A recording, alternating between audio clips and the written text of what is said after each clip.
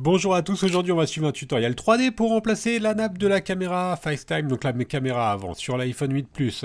Cette nappe comprend bien sûr la caméra, le micro qui est utilisé par Siri, les capteurs de proximité et luminosité. Vous retrouverez un lien direct vers le produit en commentaire de la vidéo. Le produit vous sera livré avec le patron d'aide au montage qui va vous aider à suivre le tutoriel. N'oubliez pas également de commander le kit d'outils spécial iPhone 8 Plus. Il en vend sur notre site internet à partir de 7,90 € ou le kit complet de réparation qui comprend la pièce détachée, le kit d'outils, le joint d'étanchéité et également le patron en version adhésif. En commandant ces pièces sur notre site internet, vous bénéficiez d'une assistance technique gratuite par chat, par téléphone, également par email et vous bénéficiez également de 10% de remise avec le code YouTube. C'est une réparation dont la difficulté notée 3 sur 5, il faut compter environ 30 minutes. Si vous n'êtes pas sûr d'avoir un iPhone 8 Plus, vous pouvez vous rendre dans les réglages et vérifier que votre numéro de modèle corresponde bien à 1864 ou à 1897. Bien sûr, comme avant chaque réparation, pensez bien à éteindre le téléphone avant l'ouverture. Et l'on va commencer tout de suite par l'ouverture du 8 Plus en enlevant les deux premières vis. Ce sont les vis A1 et A2, ce sont des vis Pentalobe. Pensez bien à repositionner à chaque fois les vis et les éléments sur le patron papier qui est offert avec votre commande afin de ne pas intervertir les vis. Ensuite, on n'a plus qu'à positionner la ventouse juste au-dessus du bouton Home. Enfin, on va tirer sur la ventouse jusqu'à l'apparition d'un jour entre la vitre et le châssis. Dès que vous avez un jour qui a été créé entre la vitre et le châssis, il suffit d'insérer un médiator en plastique et de faire glisser le médiator en plastique sur tout le côté gauche de l'écran. On va faire de même sur le côté droit. Alors attention, sur le côté droit, vous avez des nappes qui affleurent sur le côté, là où on a mis les deux flèches, donc il ne faut pas rentrer le médiator trop loin derrière l'écran afin de ne pas abîmer les nappes. On a fait le côté droit, le côté gauche, on fait également le bas. Il suffit maintenant de relever l'écran comme un livre. Alors attention, l'écran il est toujours connecté à la carte mère. On va devoir déconnecter le bloc écran de la carte mère dans la deuxième étape. On va commencer par la nappe de l'écran. Et on va enlever les vis qui sont notées de B1 à B4 sur le patron d'aide au montage. Ce sont des vis cruciformes. Pensez bien à les positionner sur le patron d'aide au montage afin de ne pas intervertir ces 4 vis. Une fois qu'on a enlevé la quatrième vis, il ne reste plus qu'à enlever la plaquette métallique qui est notée dièse 1. Et enfin, on va déconnecter les deux nappes de l'écran, donc la nappe du tactile, du LCD et également la nappe de la rallonge de la nappe Home. On s'intéresse maintenant à la partie haute de l'écran.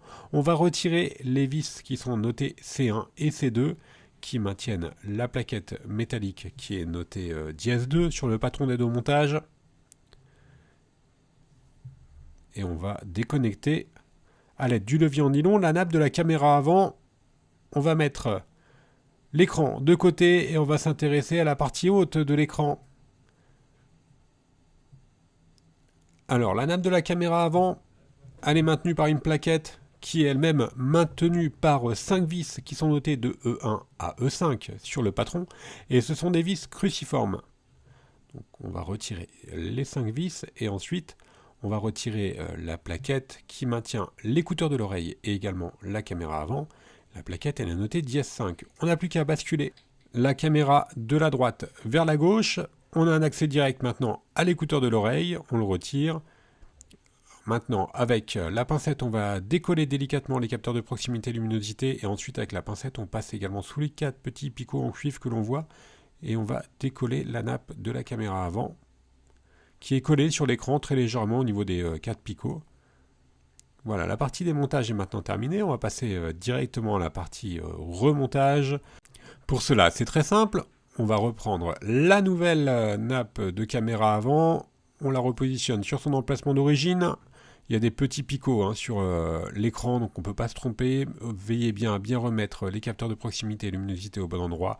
Ensuite, on va réappliquer l'écouteur de l'oreille. On fait rebasculer la caméra et on va remettre la plaquette métallique. Alors une petite astuce, on remet la plaquette métallique et on appuie au niveau de l'écouteur de l'oreille afin de remettre la première vis. Tout simplement, il y a des petits ressorts sur l'écouteur de l'oreille, donc il se peut qu'il ne soit pas très bien enclenché. Dès que vous avez trouvé la bonne position, vous le maintenez avec le doigt et vous n'avez plus qu'à remettre les 5 vis. Voilà pour l'écouteur de l'oreille. Maintenant, ce que l'on peut vous conseiller, c'est de remettre le joint d'étanchéité. C'est une option, c'est facultatif, mais si vous voulez conserver l'étanchéité de votre téléphone, il est préférable de remettre un nouveau joint. Au préalable, il aura fallu nettoyer bien sûr le châssis. On repositionne maintenant l'écran pour préparer la fermeture. On va connecter la nappe de la caméra avant. Une fois qu'on a connecté la nappe de la caméra avant, on va remettre la plaquette qui est notée dièse 2 et qui est maintenue par les deux vis qui sont notées C1 et C2 sur le patron de démontage. Ensuite, on va faire de même pour les deux nappes de l'écran, donc la nappe de la rallonge du bouton Home et la nappe tactile LCD.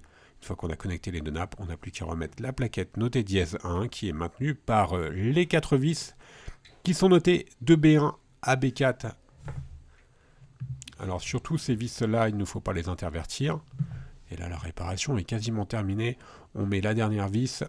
On n'a plus qu'à refermer l'iPhone.